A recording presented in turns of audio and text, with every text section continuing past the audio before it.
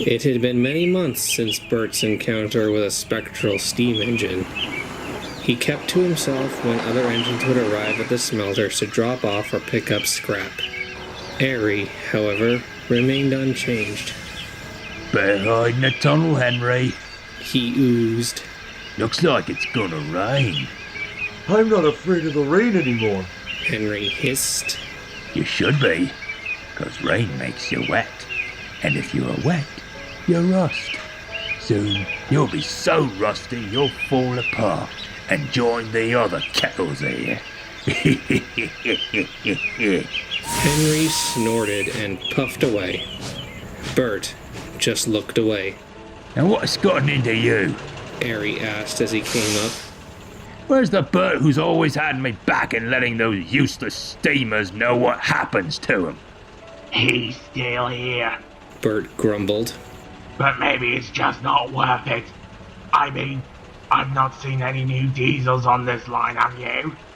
Hardly an excuse. Those kettles are all going away, making way for us. And they seem to forget that, thinking they'll go on forever, When Fat Hat comes around, it'll be goodbye to them. Arry chuckled before oiling away to do some shunting. The next day, the foreman spoke to them. There's a load of scrap iron on the mainland to be delivered here. But Shatopper Matt says all his engines are busy, so I'll need one of you to collect it. Arry oozed forward. I'll go pick it up, sir. Then the job is yours. If you leave now, you'll make it back in time before closing. Watch and learn, Bert. Arry said. I'll find some modern diesels like us who want to come here and drive those useless kettles to the sidings. As Arry rolled away, Bert sniffed. He had wanted to mention something his driver had read in the newspaper, but he was annoyed with his twin. Maybe this would shut him up.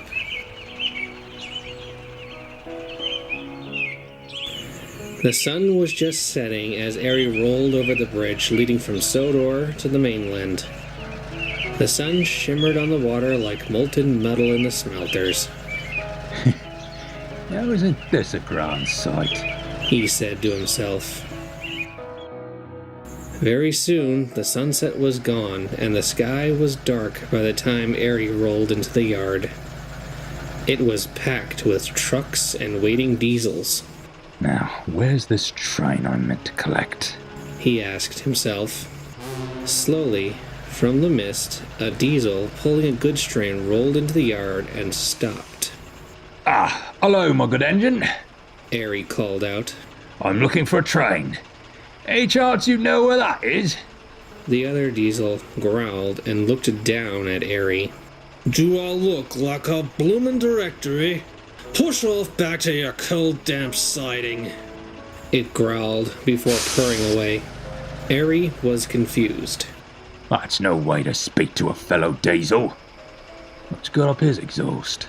He didn't have long to wonder as another diesel backed down onto the train pushing some tankers, adding them on. Arry spoke up again. Hello? I'm looking for a train of scrap heading for Sodor. Where do I find that? The diesel stared at Arry coldly. It stared for so long, it seemed like it was looking through him. Arry felt a shiver run down his cab. Over there, Shunter, the diesel said, looking across the yard toward some dark sidings. Thank you. Arry said hastily, and he oiled away. The other diesel watched him go till he was out of sight. Arry moved his way along the dark sidings slowly. It seemed quieter here. He felt himself getting a bit nervous. The yard lights on this end of the yard were out, so he could hardly see. Soon he found the waiting trucks and coupled up. He wanted to go, but the signal rose and he was stuck in the siding. As he looked around, he saw a long line of square shapes on a siding nearby. In the gloom, they looked like vans. But the closer he looked, he saw they were diesel shunters. And not just diesel shunters, but other diesels as well. They hadn't spoken a word as he had come over. "Is it time?" a voice asked. Arry looked up, wondering whose voice had spoken. It wasn't his driver. It had come from his left, from one of the diesels. "No," said another voice. This one was closer. "This is another train," the same voice then said in a lower tone. "It's one of us." "Oh no. Another sent to the sidings?" the first voice asked. "No. He's here doing work. How fortunate." So what? Arry grumbled. Of course I'm doing work. Why are you over here resting? This yard is a mess. I had to ask 2 diesels where my train was. "Who said we were resting? We're not resting." Well, you're not being useful if you're just sitting over there. A long pause hung over the air before the second voice spoke again. "That's just it. We are not useful. Not anymore." What does that mean? Diesels like us are always useful. We're the future. A deep, mournful sigh was heard, and the second voice continued. "We were the future. But that was years ago. Now we're yesterday's news. Last year's model. Trash." Arry began to get nervous. This diesel wasn't talking like he expected. Diesels were the future, and his class had been the future. Diesel himself was proof enough that diesels were better than steam engines, more useful, more reliable, more revolutionary. What do you mean? We replaced all those useless kettles, so of course we're useful. We're not trash, we're revolutionary. "Steam engines," the first voice said suddenly. "How I wish I was a steam engine." "We all wish that," the second voice said, talking to the first. "But that's not to be." Arry was now very confused. Why would a diesel want to be an inefficient, useless engine? Something weak and ancient. Okay, are you all on some bad fuel? No diesel on Earth would ever want to be a steam engine. They're old, clapped out, smoky, smelly. Timeless. Timeless and precious. Not many left. But diesels? There are so many of us. Why would anyone want to preserve us? My dear engine, you are blind. Blind and stuck in an era that has long since passed. Shunters like us, we're vermin. Nothing timeless or precious about us.